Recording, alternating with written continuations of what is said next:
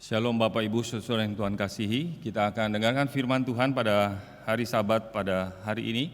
Mari kita tundukkan kepala, kita berdoa terlebih dahulu. Kalau bukan Tuhan yang memilih kami, memanggil kami, membenarkan kami, dan satu hari memuliakan kami bersama-sama dengan seluruh orang percaya, kami tidak akan ada sampai hari ini. Kami bersyukur untuk semua anugerah yang Tuhan sudah berikan kepada kami. Itulah sebabnya kami beribadah pada pagi hari ini bersama dengan anak-anak-Mu di tengah-tengah pergumulan pandemik yang belum berakhir. Namun kasih setia Tuhan tetap memimpin menyertai setiap kami. Di tengah-tengah kesulitan pergumulan perekonomian dan segala apa yang dihadapi oleh setiap orang percaya, Tuhan tetap memimpin hari demi hari kehidupan anak-anak-Mu.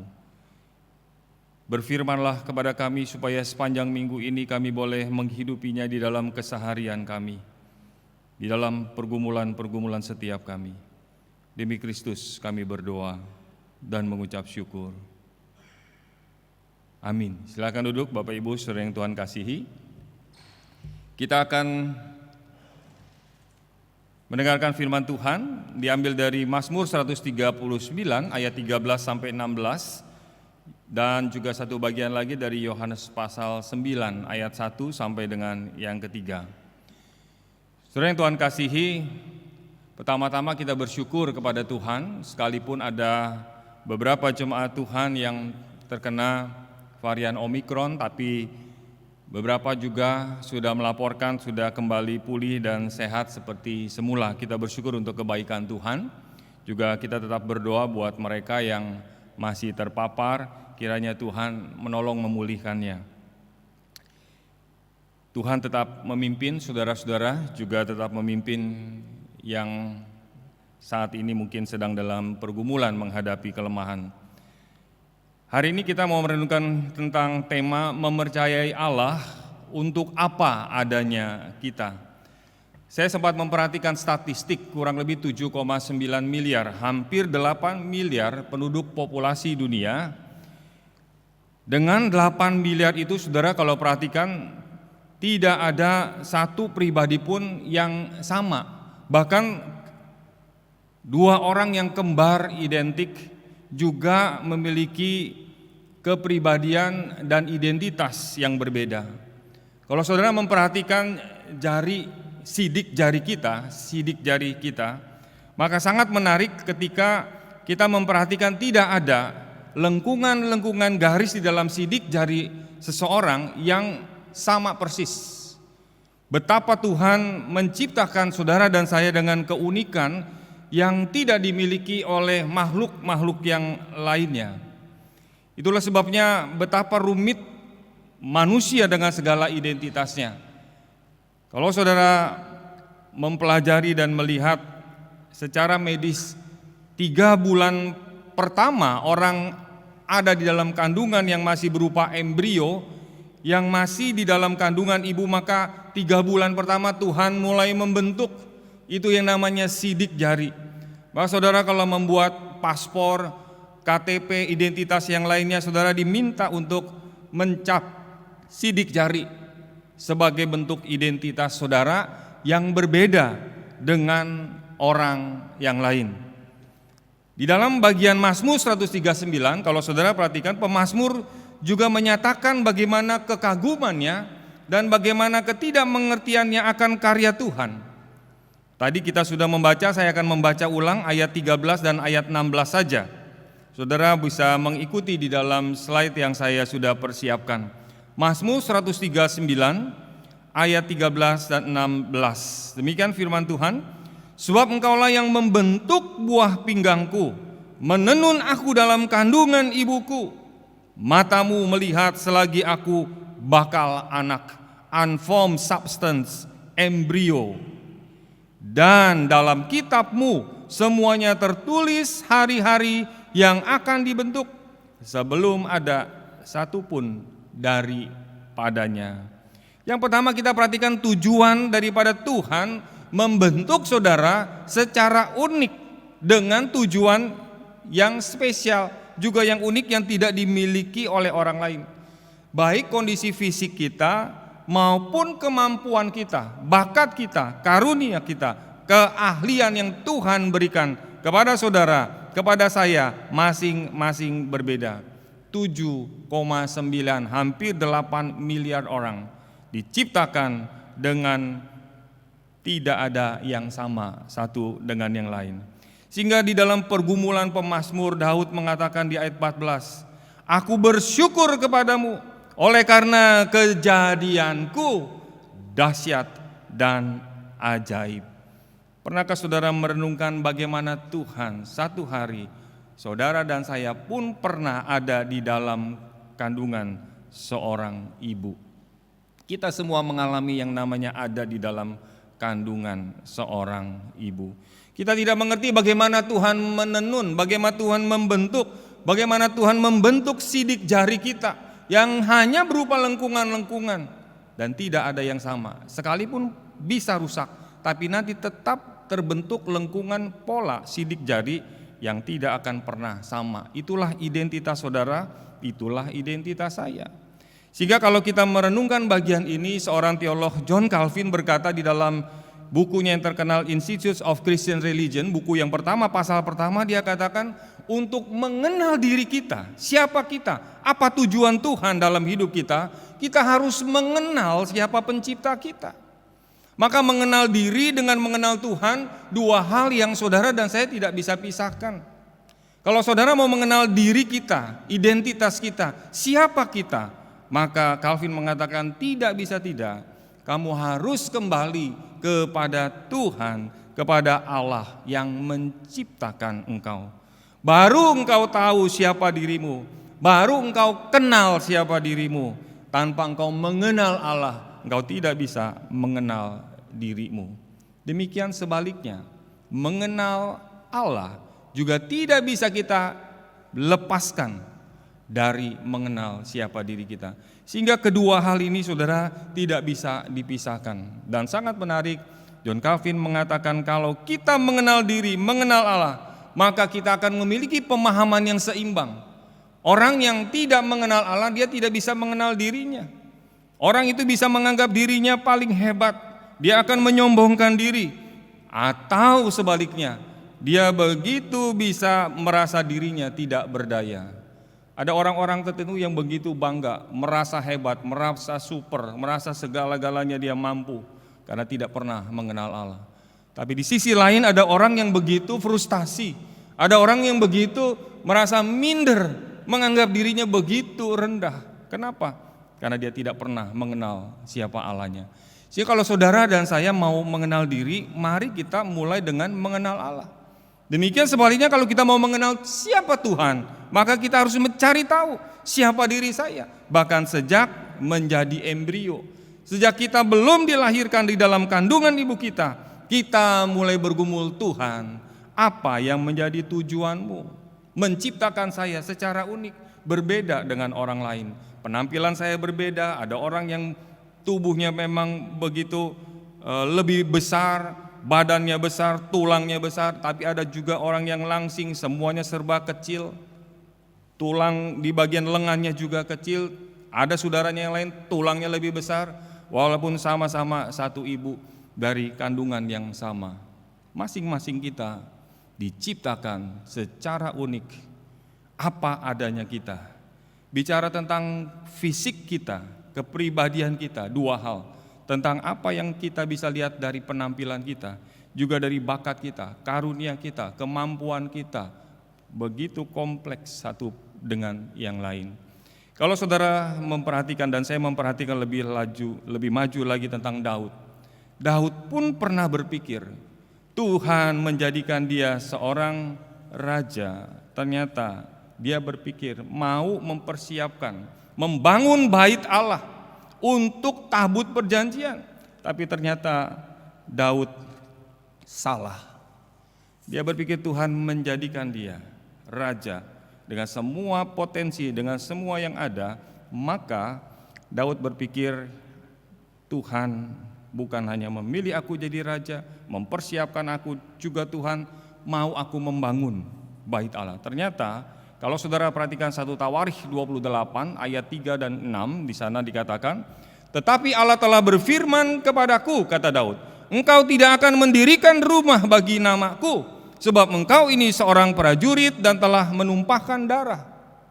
Salomo anakmu, dialah yang akan mendirikan rumahku dan pelataranku, sebab aku telah memilih dia menjadi anakku dan aku akan menjadi bapaknya." Bukan engkau Daud, engkau hanya mempersiapkan segala sesuatu yang aku sedang rencanakan buat bait Allah. Tapi yang membangun bukan engkau. Daud salah. Dia pikir dirinya, ternyata bukan dirinya, tapi justru anaknya yang bernama Salomo. Tugas Daud mempersiapkan kayu, emas, perak, tembaga, semua peralatan, semua persiapan-persiapan, material-material, bahan-bahan bangunan yang dipersiapkan. Itulah yang menjadi tugasmu. Bukankah seringkali kita juga seperti Daud? Kita pikir ini bagian saya, ini tugas saya, ternyata itu bukan. Itu ada bagian orang lain, itu ada tugas orang lain yang seringkali saudara dan saya tidak pernah bisa pahami. Namun satu hal yang ditekankan di dalam Westminster Katekismus yang merangkum ajaran dari Alkitab, dari pertanyaan nomor 1, apakah tujuan hidup saudara dan saya? Dijawab di sana, untuk memuliakan dan menikmati Tuhan. Tidak ada cara lain kecuali saudara balik kepada tujuan penciptaan, melihat diri kita apa adanya, maka kita kembali seperti Calvin katakan, mengenal apa yang menjadi tujuan daripada Allah menciptakan kita, supaya saudara dan saya memuliakan, menikmati Allah. Sekarang persoalannya adalah bagaimana saya bisa menikmati Allah, bagaimana saya bisa memuliakan Allah dengan tujuan yang Tuhan tetapkan secara unik, secara pribadi, lepas pribadi berbeda satu dengan yang lain. Bagi saudara, bagi saya berbeda. Suami istri juga punya tujuan yang Tuhan tetapkan berbeda. Anak-anak juga masing-masing berbeda. Mari kita menggumuli bagian pertama ini. Saudara bertanya kepada diri saudara, saya bertanya kepada diri saya, apa yang menjadi tujuan Tuhan yang menciptakan saya dengan postur seperti ini, penampilan seperti ini, kemampuan, karakter, dan semua yang menjadi keunikan, menjadi identitas diri kita. Apa Tuhan yang engkau inginkan bagi hidupku? Kalau kita punya gigi saudara, tidak pernah dipakai, pasti akan bermasalah. Gigi yang Tuhan ciptakan untuk menggigit dan mengunyah, di kalangan di abad-abad tertentu di zaman kuno belum ditemukan yang namanya sikat gigi atau pasta gigi. Tapi herannya mereka punya gigi juga baik. Yang saya amati adalah memang soal makanan, soal konsumsi yang mereka makan bisa pengaruh. Tapi satu hal yang paling penting adalah mereka memakai giginya untuk menggigit, mengunyah tumbuh-tumbuhan, makanan, buah-buahan, sehingga semacam self-cleansing, membersihkan gigi itu sendiri, karena memang Tuhan ciptakan dengan tujuan itu. Maka jadi masalah kalau kita sekarang makan segala sesuatu, tidak mau dikunyah, tidak mau digigit, semuanya dijus, semua diminum tanpa melalui proses di mana gigi kita sebetulnya dimaksudkan, diciptakan untuk itu. Saya membandingkan hal yang sangat sederhana ini, demikian juga dengan hidup kita. Masing-masing kita Tuhan ciptakan secara unik, apa adanya kita. Tapi bisakah kita mempercayai Tuhan dengan apa yang Tuhan berikan kepada kita? Bukankah kita seringkali lebih cenderung mau membandingkan dengan orang lain? Nah, ini yang mau saya sampaikan 3 hal, bagaimana saudara dan saya bisa semakin mempercayai Tuhan dengan apa adanya diri kita, jika kita, saudara dan saya tahu bahwa Tuhan memang mencipta kita secara unik, berbeda dengan orang lain. Orang lain berbeda dengan saya. Masing-masing anak juga berbeda. Bukankah orang tua sering membandingkan anak pertama, anak kedua, anak ketiga? Kamu tidak sepintar anak pertama, kamu tidak sepintar seperti kokomu, seperti cicimu. Dia nggak usah diajarin, belajar sendiri, kamu mesti diajarin, bahkan udah diajarin juga nilainya masih pas-pasan. Dia nggak usah, dia pintar. Kita sebagai orang tua seringkali juga terjebak membandingkan anak yang satu dengan anak yang lain, saudara yang satu dengan saudara yang lain. Tapi Tuhan ketika kita melihat Mazmur 139, Dia mencipta saudara, mencipta saya secara unik dengan sidik jari saja. Saudara kalau perhatikan sederhana, dari sidik jari kita saja. Kemarin saya perhatikan sidik jari saya perhatikan sidik jari istri saya, berbeda memang. Itu cuma berupa lengkungan ini 7,9 miliar, 8 miliar manusia pernah hidup, tidak pernah ada yang sama. Pikirkan itu saja kita sudah terkagum seperti pemazmur, betapa aku bersyukur kejadianku dahsyat dan ajaib. Siapa yang bisa ciptakan pola sidik jari begitu rumit walaupun hanya dengan lengkungan. Bagaimana menciptakan miliaran lengkungan yang tidak sama satu dengan yang lain? Kalau saya melihat itu, maka dengan pemazmur seharusnya saudara dan saya juga bisa bersyukur kepada Tuhan. Tuhan, terima kasih. Kejadianku memang dahsyat dan ajaib. Ajaib apa yang Tuhan buat. Mulai dari embrio bakal anak di dalam kandungan seorang ibu. 3 hal yang saya mau sampaikan, bagaimana saudara semakin menyadari. Kalau aku tahu bahwa Tuhan menciptakan aku secara unik, Dia menciptakan aku berbeda dengan yang lain, siapapun yang pernah ada, maka mulailah dengan yang pertama, kita harus belajar menerima diri kita. Menerima diri.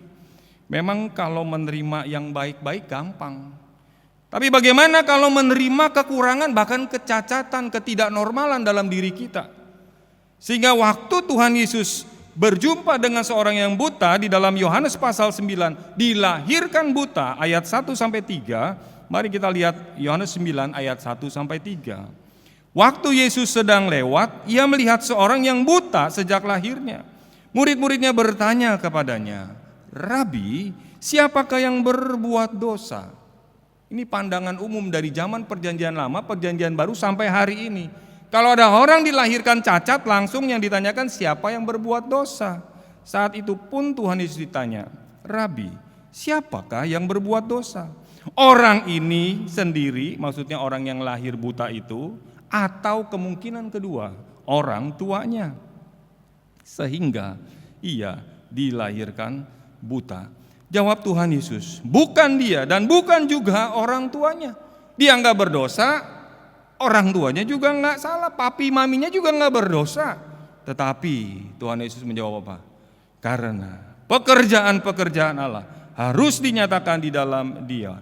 The works of God might be displayed in Him. Harus menjadi display ini orang. Untuk apa? Untuk pekerjaan Allah. Ini yang sulit, yang saudara dan saya bisa terima. Kalau semuanya normal, semuanya baik, itu gampang sekali. Tapi ketika sesuatu terjadi, ketika sesuatu yang tidak baik itu terjadi, apakah kita bisa memandang seperti Sang Pencipta? Tuhan Yesus katakan, bukan dia, juga bukan orang tuanya. Tidak semua. Memang ada, saudara. Ada ibu yang lagi mengandung, dia merokok, dia makan narkoba, dia pakai obat-obatan yang tidak baik. Mungkin bisa jadi, menurut penelitian, anaknya bisa dilahirkan cacat. Tapi kecacatan tidak selalu terkait dengan dosa. Makanya di dalam, kalau saudara perhatikan Lukas pasal 13 ayat 2-3, di sana juga Tuhan Yesus katakan tentang Pilatus yang membunuh orang-orang Galilea, dibunuh oleh Pilatus, orang-orang Galilea, juga ada menara di Siloam rubuh, mematikan, menewaskan 18 orang. Apakah orang yang dibunuh oleh Pilatus, apakah orang yang tertimpa menara di menara Siloam itu karena berbuat dosa? Tidak. Jadi enggak selalu musibah selalu kita kaitkan, kamu kena COVID, orang itu mati, dosa. Enggak selalu. Ada orang musibah, kecelakaan pesawat karena ada dosa, enggak selalu. Jadi banyak hal tidak terkait dengan dosa. Ini yang saudara dan saya seringkali salah. Sehingga Tuhan Yesus mengoreksi, tidak. Tetapi kalau orang itu tidak mau bertobat dari kejahatannya, maka penghukuman Allah akan terjadi atas mereka, itu pasti. Jadi pertobatan dengan penghukuman itu suatu yang pasti. Tetapi dosa dikaitkan dengan musibah, dengan penyakit, dengan kelemahan apapun bukan merupakan sebuah kepastian. Maka kita mesti belajar menerima diri kita. Kalau Tuhan ciptakan saya seperti ini, kemampuan IQ yang mungkin tidak 140 tapi di bawah 100 atau 110 atau pas-pasan, kalau Tuhan ciptakan kita seperti itu, apakah kita bisa menerima apa yang Tuhan maksudkan untuk saya? Bisakah kita menerima hal itu? Bagian pertama, soal penerimaan diri menjadi starting point yang penting untuk kita melihat tujuan Tuhan, menerima kita apa adanya, lalu kita bisa menerima diri kita apa adanya enggak? Sehingga kita tetap bisa mempercayai Allah. Percaya kepada Tuhan bahwa Engkau ciptakan aku secara unik, juga punya tujuan yang khusus. Menerima itu tidak mudah. Tapi kalau kita mau kembali kepada firman Tuhan, maka kita akan hidup lebih bahagia, lebih happy di dalam Tuhan. Saya perhatikan banyak orang tidak bahagia hidupnya. Kenapa? Terus menerus bandingkan. Kamu sih enak, kamu sih enak, kamu enak, kamu enak. Dia nggak pernah melihat diri dia enak. Kamu lebih ini, kamu lebih itu. Saya kurang ini, saya kurang itu. Dia terus lihat kelebihan-kelebihan orang lain. Tidak pernah melihat kelebihan-kelebihan yang Tuhan berikan kepada dirinya. Sehingga orang seperti ini susah sekali, sulit sekali bahagia. Bagaimana mau bahagia? Baru naik sedikit, dia langsung lihat yang lebih di atas lagi. Naik lagi, dia lihat lagi yang di atas, dia lihat lagi di atas. Lama-lama dia mau jadi seperti Tuhan. Kenapa saya nggak lebih hebat dari Tuhan? Itu kan kejatuhan iblis seperti itu. Dia nggak pernah melihat Tuhan, terima kasih Engkau berikan keunikan, berikan kelebihan yang orang lain nggak punya. Sehingga aku bisa mengisi kekurangan orang lain, dan kelebihan orang lain juga bisa mengisi saya. Susah sekali bagi orang ini untuk menerima dirinya. Kita belajar dari beberapa tokoh di dalam sejarah Alkitab maupun di dalam sejarah dunia. Saya ambil contoh dua tokoh, misalkan Thomas Alva Edison. Thomas Alva Edison ini kalau saudara baca banyak buku-bukunya, dari kecil dia memang bukan orang yang pintar belajar secara formal, sehingga dia akhirnya dikeluarkan dari sekolah dan ibunya sedih sekali. Tapi di dalam keadaan seperti itu, ibunya mengajar, karena ibunya memang seorang pendidik, dia ajar anaknya sendiri. Alva Edison ini, Edison diajar oleh ibunya sendiri, diajar secara homeschooling, karena sekolah tidak mau lagi terima dia. Ini anak bodoh. Tapi saudara tahu, sampai akhir hidupnya dia telah menemukan lebih dari 1000 penemuan. Yang kita tahu lampu pijar, tapi sebetulnya penemuan-penemuannya banyak sekali. Nanti saudara bisa perhatikan, banyak sekali. Dan dia adalah pendiri daripada General Electric. Siapa Thomas Alva Edison? Orang yang mungkin pada waktu itu dinilai ini sih orang gak ada apa-apanya, tapi justru menjadi orang penting di dunia. Yang kedua, Johann Sebastian Bach. Kalau saudara belajar musik klasik, enggak harus main lagunya si Bach. Dia seorang yang dari kecil umur 10 tahun ditinggalkan oleh papi dan maminya, jadi yatim piatu umur 10 tahun. Masuk usia 9-10 tahun, mamanya meninggal, enggak lama kemudian papanya meninggal. Dari seorang yatim piatu, saudara mau harapkan apa? Tapi dia dibesarkan oleh kokonya, belajar organ, belajar piano, itu belajar biola, vokal, sampai dia berapa kali masuk di dalam pelayanan gereja, dia tahu ini suara fals, ini nggak bagus, dia kritik, dia kasih tahu, malah orang nggak suka dikasih tahu, padahal dia benar. Dia keluar dari gereja itu, dia pindah sampai memang ini orang bukan orang sembarangan, dia sangat cinta Tuhan, setiap cipta lagu dia tulis SDG, Soli Deo Gloria, hanya bagi Tuhan. Bahkan seorang guru musik pernah katakan kepada saya, dia bukan orang percaya, dia bukan orang Kristen, tapi dia katakan, Pak, itu Johann Sebastian Bach, itu luar biasa, luar biasa. Dan dia sangat mengagumi. Dia seorang vokalis, penyanyi, tulis lebih dari 1.500 lagu kantata yang bisa dinyanyikan, kompos lebih dari 800 komposisi. Ini orang hebat. Sampai hari ini. Di antara pemusik-pemusik, pemain musik Mozart atau Beethoven itu kehidupannya aneh-aneh. Tapi yang paling normal justru Johann Sebastian Bach, paling normal. Walaupun anaknya ada 20, luar biasa. Tapi produksinya juga, musiknya luar biasa sampai hari ini. Dan seterusnya menjadi catatan sejarah. Ini orang yang umur 10 tahun ditinggal papa mama, papi mami meninggal. Jadi mau ngapain? Tapi ketika dia melihat kehidupannya dari kecil terus ada di dalam rumah Tuhan, dia melayani di gereja, pemain organ, dia melayani vokal, melayani paduan suara, sampai main di istana. Ini Bach. Saudara kasih Tuhan, dari 2 contoh ini, dan saudara bisa lihat contoh-contoh yang lain.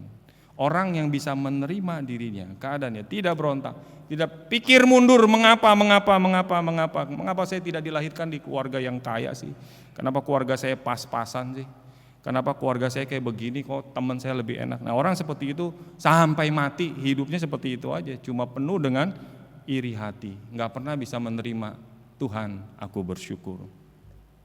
Yang kedua, bukan hanya menerima diri, tapi rela nggak kita untuk dipakai dan dibentuk.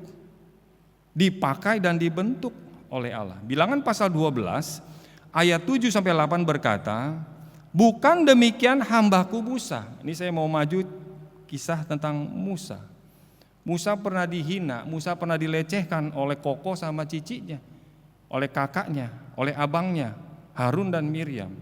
Tetapi yang membela adalah Tuhan dalam bilangan 12. Seorang yang setia. Ini Musa seorang yang setia nih, yang ngomong bukannya manusia, yang ngomong Tuhan sendiri. Dalam segenap rumahku, berhadap-hadapan aku berbicara dengan dia.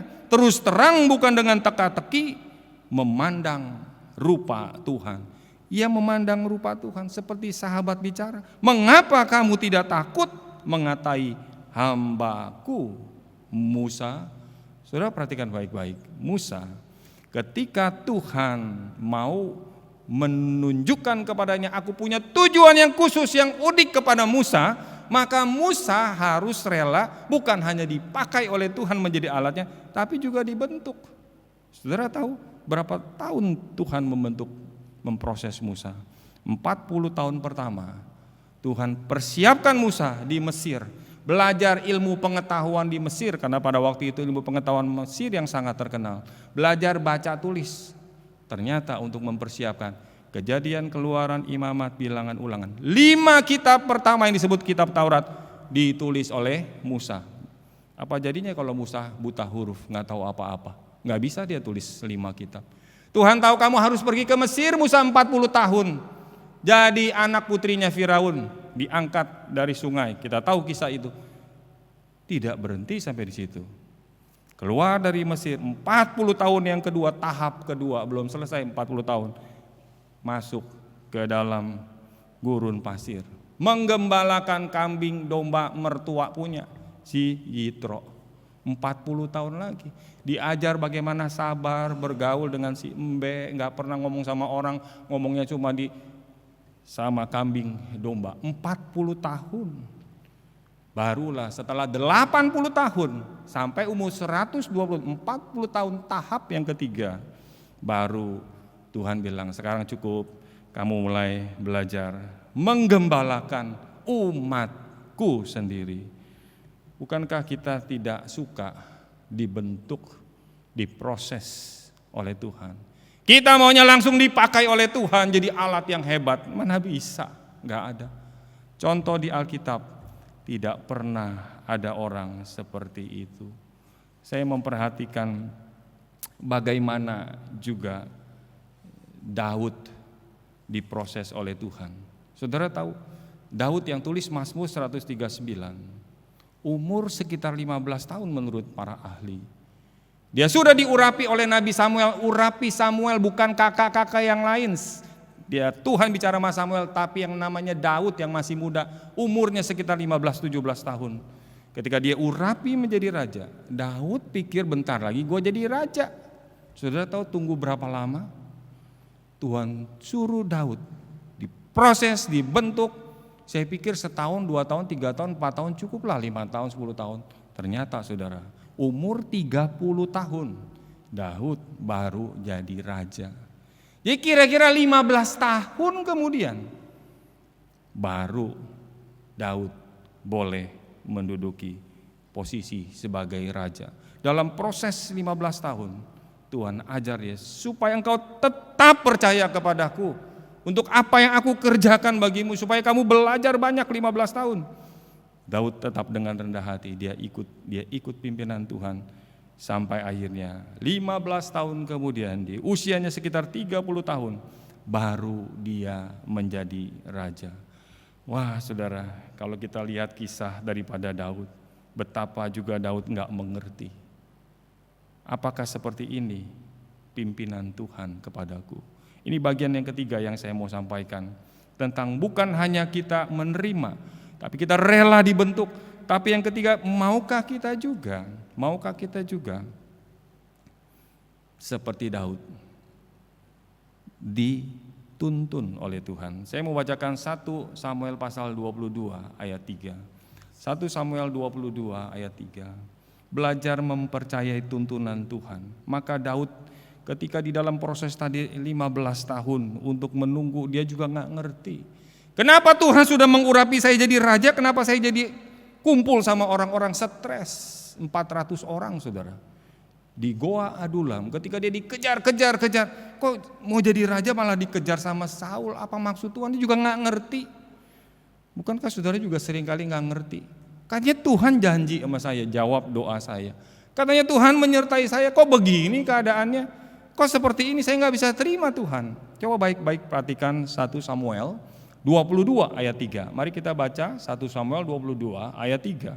Izinkanlah ayahku dan ibuku tinggal padamu. Ini di Moab ini. Ketika udah kumpul sama orang stres 400, dia akhirnya keluar dari Goa Adulam, dia pergi ke Moab, dia bilang sama Raja Moab, tolong ya, titip papi dan mamiku tinggal sama kamu sampai apa saudara? Aku tahu. Berarti dia belum tahu. Sekarang dia titip papi maminya, titip papa mamanya, aku belum tahu nih Tuhan mau melakukan apa kepadaku. Kita seringkali pengen lebih dari Daud. Maunya semuanya serba tahu. Nggak bisa. Ini orang yang sudah diurapi langsung, Tuhan bilang sama Samuel, ini Daud orang yang berkenan, urapi dia. Tapi dalam penantian 15 tahun, dia juga bingung. Ini bagaimana keadaan kayak begini? Tapi satu kalimat iman, apa yang Tuhan lakukan padaku, aku nggak ngerti, aku nggak tahu. Tapi tolong papa dan mamaku, aku titip. Nanti aku tahu, aku akan jemput dia kembali. Aku akan berterima kasih kepadamu Raja Moab. Saudara kasih Tuhan, waktu saya mempelajari bagian ini, Tuhan terima kasih. Bagaimana aku tetap bisa mempercayai Engkau tentang keadaan aku, fisik aku, keberadaan aku, karunia aku, situasi aku yang aku seringkali gak ngerti. Dari Daud saya belajar, Tuhan sedang melakukan sesuatu bagiku sesuai dengan janjinya. Cuma sekarang aku gak ngerti, aku gak paham, sulit bagiku memahami itu. Waktu saya memikirkan tentang Daud, maka saya teringat Fanny Crosby. Fanny Crosby pernah dilahirkan, hanya beberapa minggu dia mengalami kebutaan. Tidak ada dokter yang baik pada waktu itu, sedang dokter yang asli tidak ada di tempat, datang dokter gadungan. Waktu Fanny Crosby sakit, ini saya baca kisahnya, dokter gadungan ini bikin semacam kalau saudara makan pasta mayones itu yang warna kuning, dicampur-campur terus ditaruh di matanya. Ini menurut kisah yang dituliskan. Fanny Crosby bilang, mata saya sejak dikasih obat itu bukannya malah sembuh, tapi malah mengalami kebutaan. Fanny sakit sekitar 2 bulan. Tapi menurut para dokter medis pada waktu itu enggak. Memang kamu mengalami kelainan di dalam bola mata kamu, sehingga kamu mengalami kebutaan. Bukan karena mayones yang ditaruh di matamu oleh dokter gadungan, dokter mata gadungan itu. Jadi Fanny akhirnya menyadari dan menerima itu, kebutaan dia. Dia hanya sempat melihat tidak lama, beberapa minggu saja dari kelahirannya. Saudara yang kasih Tuhan, apa yang saya mau sampaikan? Ketika seorang melihat begitu banyak karunia, begitu banyak talenta Feni di dalam menulis puisi, di dalam menulis lagu-lagu yang begitu indah, yang sebentar juga kita akan nyanyikan. Dia bilang begini, ada seorang temannya. Dia katakan gini, saya pikir katanya. Saya tuliskan di sana. Satu hal yang patut disayangkan adalah mengapa Tuhan tidak memberikanmu penglihatan saat Ia memberikan begitu banyak karunia kepadamu. Menjawab hal itu, Feni menjawab, tahukah Anda, jika saat lahir saya boleh mengajukan permohonan, Feni berkata, saya akan minta dilahirkan sebagai orang buta. Karena saat saya pergi ke surga, wajah yang pertama yang akan menyukakan penglihatanku adalah juru selamatku. Maksudnya adalah Yesus Kristus. Bayangkan saudara, seorang yang dilahirkan tidak berapa lama kemudian buta. Ketika ditanya dan diprovok, sayang ya sayang, kamu semuanya sudah lebih, cuma kurang satu, kamu buta. Tapi Fanny Crosby justru bilang, kalau aku dilahirkan lagi, aku tetap minta, kalau ditanya lahir, tetap lahir jadi orang buta saja. Dan waktu aku melihat yang pertama, yang aku mau lihat dari mataku adalah Yesus Kristus, juru selamatku. Gak pernah saya melihat di dalam catatan yang kita boleh baca, Fanny Crosby mengeluh tentang kebutaannya. Sehingga di usia 8 tahun dia tulis satu bagian yang saya catat. Oh betapa bahagianya jiwaku. Sekalipun aku tidak dapat melihat, hidupku terpuaskan. Ada orang yang bisa melihat gak pernah puas hidupnya. Tapi ada orang yang gak pernah melihat seperti Fanny Crosby. Justru dia bilang, hatiku, hidupku terpuaskan. Betapa banyak berkat yang aku nikmati yang orang lain tidak dapatkan. Coba saudara. Saya tidak dapat dan tidak akan menangis dan malu karena aku buta. Sehingga waktu saya baca di usia anak-anak sekolah minggu, usia yang masih kecil 8 tahun, dia sudah bisa cerita, mengisahkan tentang kitab Taurat, Injil, Amsal, juga kitab-kitab Mazmur. Kalau Fanny tidak dilahirkan dengan keadaan yang dia alami, dia tidak menjadi Fanny yang tulis sepanjang jalan Tuhan pimpin. Sepanjang jalan Tuhan pimpin, itu cukup bagiku. Saudara ingat lagu itu? Kemarin saya ajak satu orang menyanyikan lagu ini. Setiap kali sesuatu terjadi, percayakah kita? Tuhan sedang memimpin jalan, menuntun jalan hidup kita. Seperti dia pernah memimpin jalan hidup Fanny Crosby. Saya mau mengakhiri dengan pergumulan saya sendiri juga. Ketika saya mengingat Tuhan menuntun jalan saya, Tuhan juga pasti menuntun jalan hidup saudara. Kalau kita bisa menerima apa adanya kita dengan semua kelebihan, kekurangan, kapasitas, karunia, fisik kita, apapun itu, saudara boleh sebutkan, lalu kita bisa menerima. Kita percaya Tuhan punya tujuan atas hidup kita, lalu Dia menuntun setiap jalan hidup kita seperti Fanny Crosby kisahkan, maka kita semakin yakin Tuhan punya tujuan dengan apa adanya saya untuk kemuliaannya. Saya mau akhiri dengan kutipan seorang yang menurut satu situs di tahun 2008 diucapkan oleh Bill Gates. Dia katakan, if you born poor, it's not your mistake. But if you die poor, it is your mistake. Kalau kamu dilahirkan miskin, itu bukan salah kamu. Tapi kalau kamu mati miskin, itu adalah salah kamu. Itu salah satu kutipan yang katanya diucapkan tahun 2008 oleh seorang Bill Gates, seorang yang sangat kaya raya. Tapi itu bukan, kalau saya membaca situsnya, tidak secara otentik diucapkan oleh Bill Gates. Ada orang-orang lain yang sebelumnya juga sudah mengucapkan, mau mengatakan jangan kita menyalahkan keadaan, jangan menyalahkan situasi-situasi yang ada, tapi melihat diri kita. Ini yang dimaksudkan dari ungkapan kalimat ini.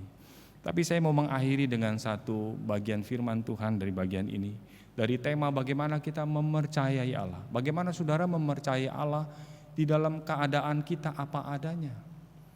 Kalau kita bukan orang percaya Kristus, tidak masalah. Saudara tidak tahu tujuan hidup yang Tuhan tetapkan. Tidak masalah saudara tidak menerima keadaan saudara. Tidak masalah saudara tidak mengetahui tuntunan pencipta bagi kita. Enggak masalah. Tapi, sekali lagi, tetapi menjadi masalah kalau saudara sudah jadi orang Kristen. Saya sudah jadi hamba Tuhan, jadi orang percaya, jadi pengurus gereja, tapi masih enggak tahu sampai hari ini mengapa Tuhan menciptakan saya seperti adanya sekarang ini. Itu jadi masalah. Maka saudara tidak bisa tidak. Mari kita kembali datang dengan kerendahan hati. Tuhan, apa yang menjadi tujuanmu bagiku? Proses pembentukan apa yang Tuhan sedang kerjakan kepada saya? Ajar saya bersabar, ajar saya taat. Lalu kita juga minta Tuhan, tuntun jalan saya. Kadang-kadang Tuhan belokkan kita, tidak ke kiri, tidak ke kanan, tapi lurus. 5 tahun kurang lebih saya bekerja di sebuah perusahaan. 10 tahun lebih saya kerja sendiri. Tapi setelah 15 tahun saya bergumul, kenapa ya? Kok Tuhan menghentikan seluruh pekerjaan, lalu Tuhan memanggil saya untuk belajar di seminari. Jalan hidup saya berbeda dengan jalan hidup saudara. Tuntunan Tuhan buat saya berbeda dengan tuntunan buat saudara.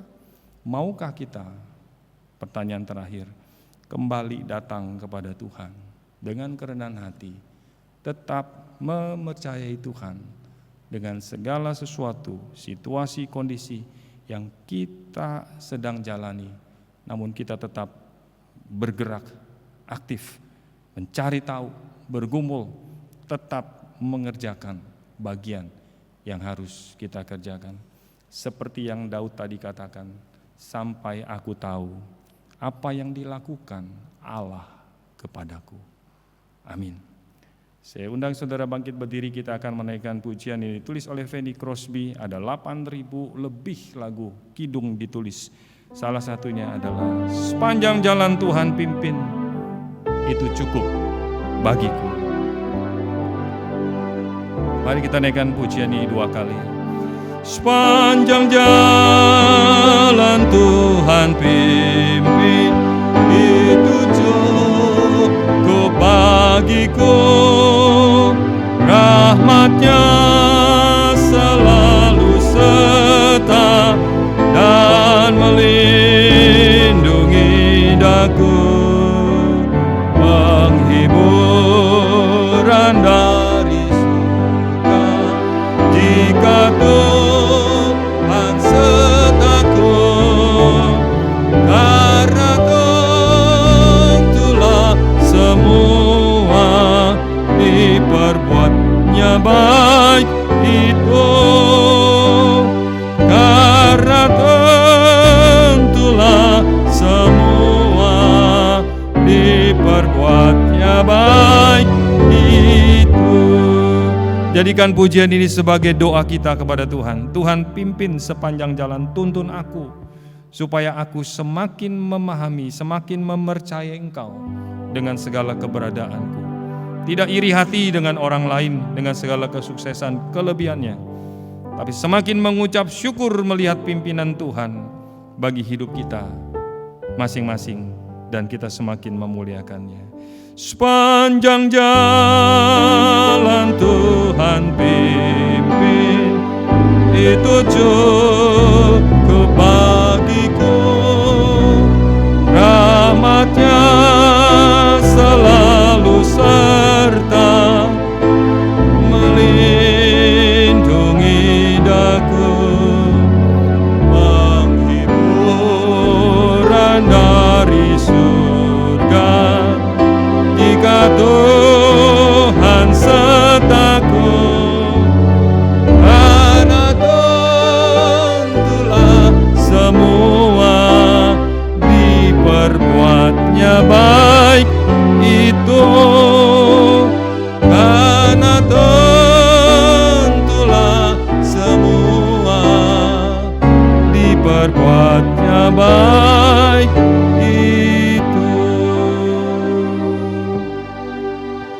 Mari kita berdoa. Kiranya puji-pujian ini bukan hanya dinyanyikan oleh Fanny Crosby yang menuliskan bagian ini, yang Tuhan telah tuntun jalan hidupnya. Demikian juga bukan hanya bagi Daud, juga bagi Musa dan bagi orang yang buta sejak lahirnya itu. Tetapi bagi setiap kami yang mendengar firman ini, Tuhan, tolonglah supaya kami tetap percaya kepadamu, menerima keadaan kami dengan penuh syukur, tidak terus-menerus iri hati dengan orang lain dan kelebihannya, tapi melihat apa yang secara unik Tuhan berikan kepada diri kami, yang orang lain tidak miliki, supaya kami boleh menjadi alat-Mu yang berkenan, memuliakan Tuhan, mengisi kekurangan, kekosongan yang ada, sehingga Tuhan semakin dipermuliakan. Inilah doa kami dalam nama Tuhan Yesus. Berkati firman-Mu menjadi berkat yang berkepanjangan selama kami hidup. Amin.